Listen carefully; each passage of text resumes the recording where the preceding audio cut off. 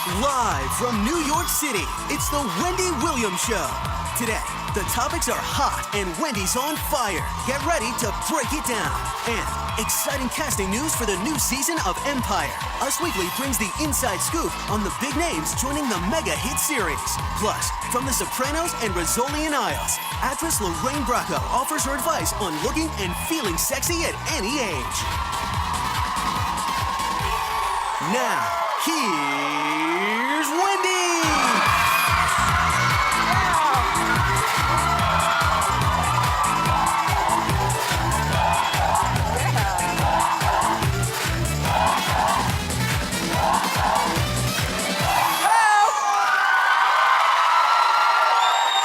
Thank you for watching.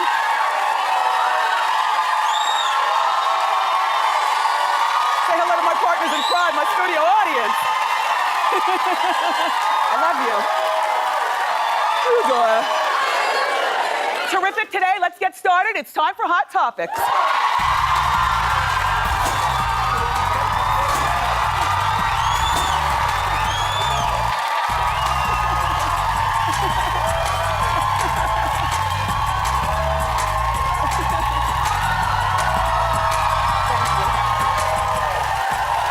My pleasure. Thank you very much. Thank you.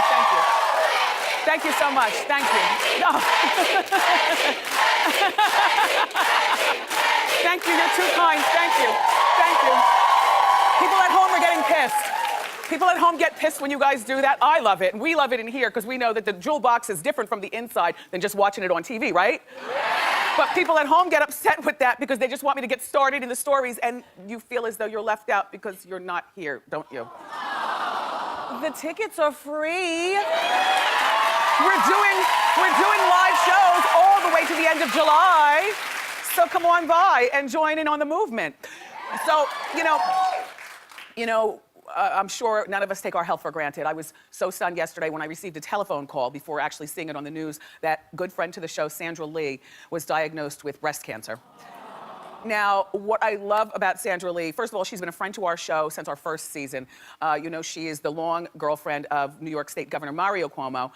Sandra was just here like 3 weeks ago, do you remember?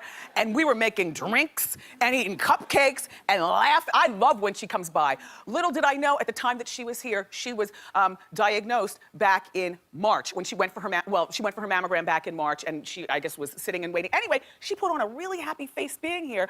That's a sign of her strength. She, her doctors told her that she's like a ticking time bomb and that she might as well just get both breasts removed. And I know, we make a lot of breast jokes here on the show. My breasts are my co-stars, but be very, very clear. Be very, very clear. These do not define me as a woman, and I would hope that you watching feel the same way. So Sandra, chin up, my strong sister from another mister. I know that your long boyfriend, the governor, is going to be in the operating room with you. We are all praying for you. You will get through this because you're strong. Yeah. So, allegedly, Tiger did not change his stripes. Well, here's the thing. We were talking about Lindsey Vonn and Tiger Woods and them recently breaking up. We talked about this last week, and they blamed it on hectic schedules. She was injured at one point, and now she's back ready to compete in the next Olympic Games. She's only 27 or something years. She's a young woman, And Tiger has his own golf schedule, and apparently their schedules were what they blamed it on in the beginning. But there's always a source close to the source. And thank God for them. So, a source close to the source is now alleging that Tiger cheated on Lindsey, so that's why she dumped him. Well, the source is saying that, Tiger does not drink, and Tiger does not smoke, and Tiger does not do other drugs. Except he was on the Ambien the night that he got hit in the head with the golf club, right? I mean, that is a drug, isn't it? Yeah, technically. Okay. Prescription drug. Anyway. He doesn't drink, he doesn't smoke, he doesn't do drugs, and so sex is his outlet. Well, let me just say,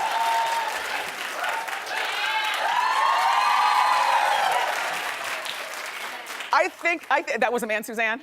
Yeah, men. Sure was. I think that, that's an interesting outlet.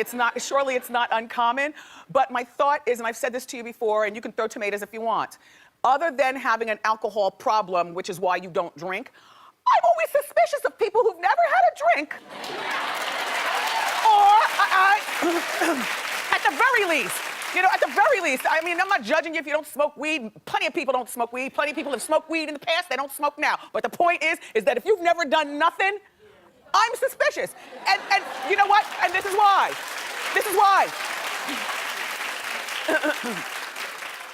And so I feel like this is not necessarily a deal breaker for some women because Tiger is alleged to say that he doesn't really, he knows it's physical cheating, but he doesn't get emotionally attached to the women. So, and he only does it when he's on the road, which is probably 60% of the year.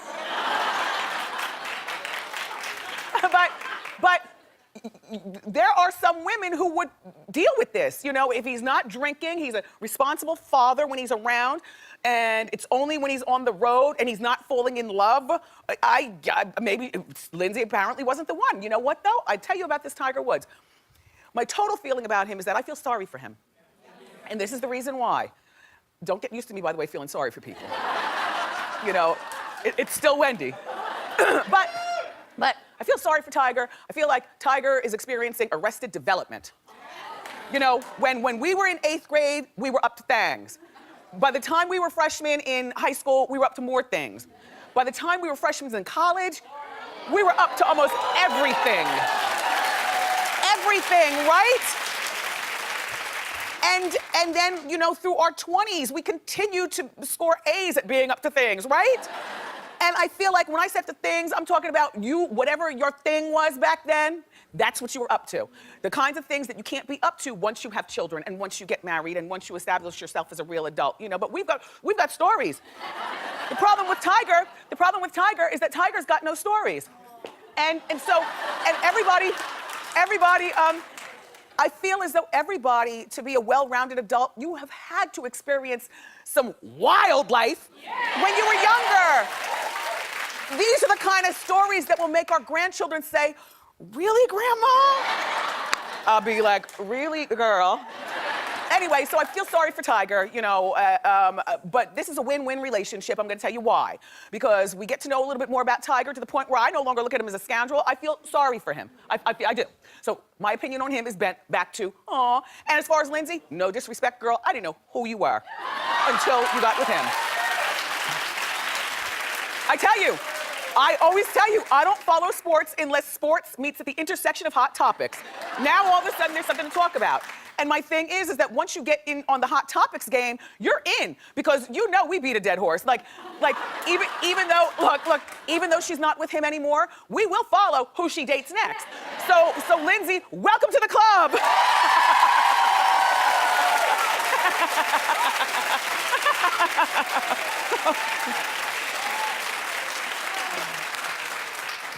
Have you heard this thing with Kenya Moore?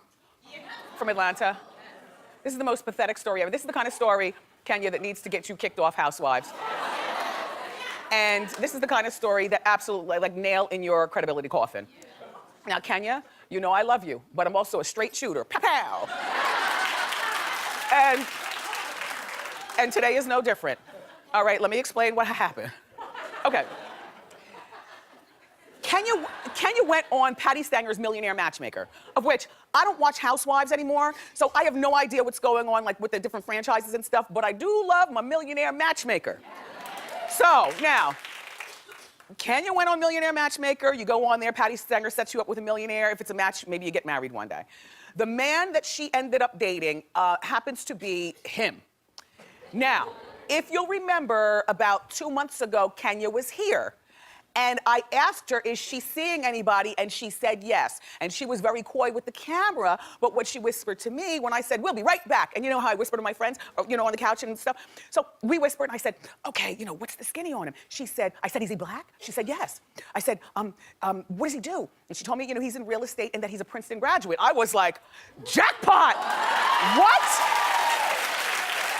Jackpot! No disrespect, Kenya, but in my mind, I said, she'll do something to mess this up. She always does. which is why she's gorgeous and smart and 44, and even though she wants to be married with children, she's still single. You see what I'm saying? If you want to be married with children and you've got all the tools to catch a man, like beautiful and smart, then you've got to have something going on up here that you are still desperately single. Okay, this is how desperate she is. Woman, do you need a cough drop? Here, I have an extra one. No, I do. I have an extra Halls. Here, Dougie. Just give her, yeah. You're coughing through Hot Topics, people around you getting upset. It's okay. In the meantime, everyone, okay, so she goes on Millionaire Matchmaker, and Patty sets her up with this guy. The guy tells her that he wants to be, first of all, the Princeton graduate, real estate mogul, wants to be married within a year, wants to have the girl pregnant within a year. This is all perfect. And I'm looking like, damn, Kenya, it was worth waiting for, but she's gonna mess it up. She's gonna mess it up. Well, it turns out a week after that episode of Millionaire Matchmaker aired showing these two, a week later, this guy posted on his social media pictures of his honeymoon. Apparently, he was engaged all along. And I guess his fiance said that it was okay for him to exploit himself and go on Millionaire Matchmaker as long as you don't fall in love, honey. It's probably how it was, you know, because this will be good for his business or whatever. You know how everybody wants to be on TV these days. So he was whack for doing it. His fiance was whack for letting it happen. I wouldn't even buy a pack of gum from you, much less now you're selling real estate. Only because, is that how desperate you were, sir? He was so desperate to be on TV that he did that. And by the way, the girl is cute in a random, you pass her in the mall, kind of, we can't show her a picture, I'll describe her. She, blonde hair, peachy skin, shorter than him, and I don't know how tall he is. They look very much in love in their honeymoon pictures. Who's better looking? Kenya, you know? But this story just goes to show, looks aren't everything, dear. And neither are your smarts. You've got a tick that you turn men off. Like you are cuckoo. There's something, no, I'm just saying. There's something wrong. So we're gonna move on. This guy posted it on Instagram. She ended up posting a picture intimating that she's engaged on the ring finger with a big giant cluster of diamonds. So she led us all down the trail with her breadcrumbs of love. He went on and married somebody else. Kenya's left with egg on her face and less credibility than you had last week this time. And to me, this is worthy of her not being a housewife. She's not even a girlfriend. I'm sorry. That's it.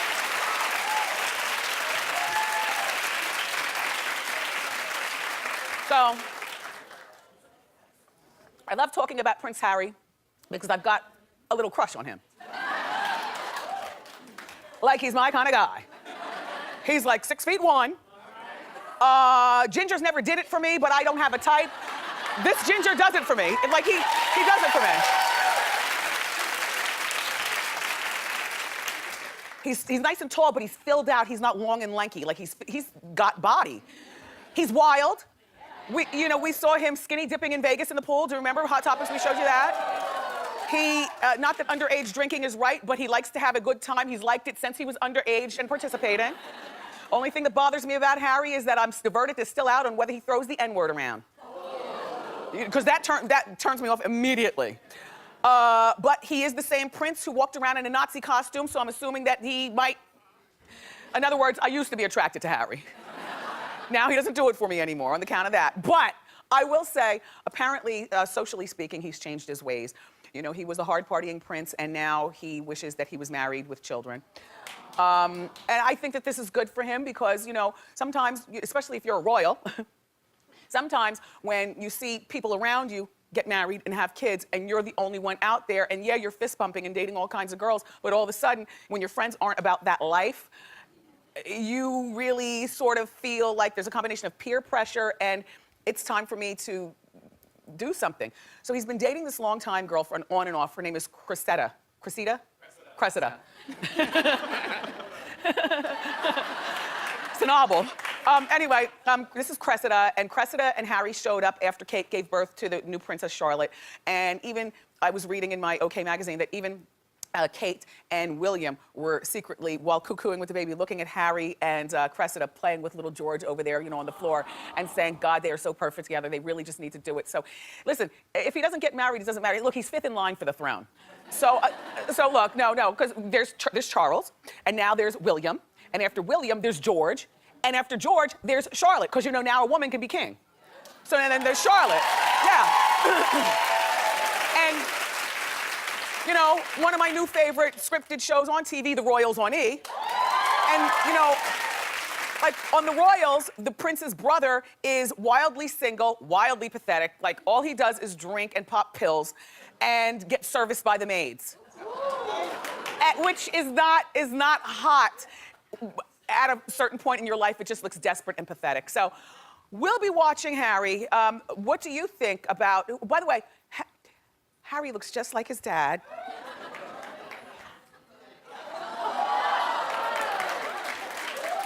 Well, I didn't say which one. I'm just saying, listen, once upon a time when Charles was dogging Diana out behind her bag with that wrinkled bag Camilla, allegedly, Diana was alleged to have had to go out and find her own Vodio dough. And the paternity has always been called into question. Only thing about that is that as kids get older, it starts to become more apparent. I'm not saying anything. I'm just saying.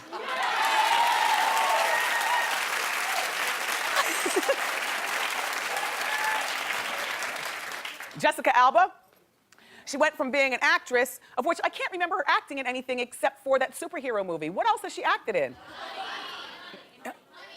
Honey? Oh, right. Oh, wait. Okay, well, the point, and she's been to our show before. She wasn't even promoting a movie then. She was promoting her Honest Company, which, by the way, is working out a lot better for her than the acting. Because the Honest Company now is worth $1 billion, honey. Yes, yes. And you know what she's revealed? She's revealed that, you know, she sometimes does not play nice. She didn't play nice to get there. In other words, $1 billion company, and she's not playing nice to keep it. And she admits, by the way, you know they have like diapers and all kinds of biodegradable, organically, like they didn't have that around when Mike Kevin was a goober. But a lot of the moms use a lot of this stuff, and Jessica Alba is like a mogul. But she admits that sometimes you have to be mean to be a mogul, and she says, unashamed, that she's made employees cry. Well, here's what I say. Nobody can make you cry. It's got to be within you that maybe you were periodic that day and so you cry, or something like that. I feel like sometimes when you are a boss, and you know, she's a little woman, you know, she's smaller. So sometimes, you know, your stature alone commands strength. So when you're smaller and you're beautiful and you're a Hollywood actress and people can't take you out of that mode, sometimes you have to overcharge, you know, so that people understand that you mean it, like you mean it. And it's different for women being bosses than for men, because I feel as though a man could be small and be good looking, and he has that Napoleon complex, and that's what we call it. You know what I'm saying? But to me, sometimes, and shout out to all the lady bosses, I don't have a preference on bosses, I never have. I've had men bosses and I've had women bosses, and I've disliked them all.